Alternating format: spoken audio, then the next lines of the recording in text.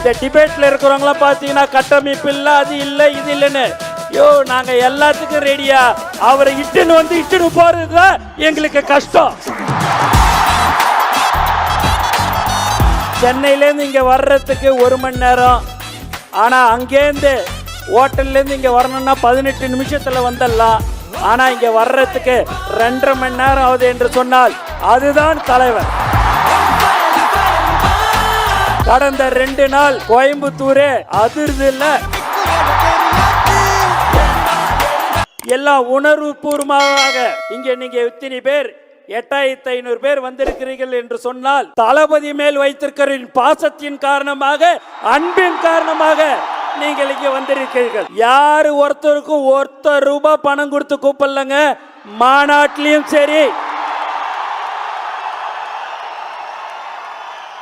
இங்கேயும் சரி, கழக செயலாளர்கள் ஒருத்தவங்களுக்கு அந்த அடையாள அட்டையை கொடுத்தாங்க.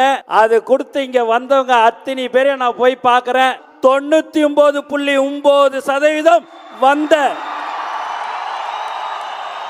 கழக தொண்டர்கள் என்று சொன்னால் அதுதான் தமிழக வெற்றி கழகம்.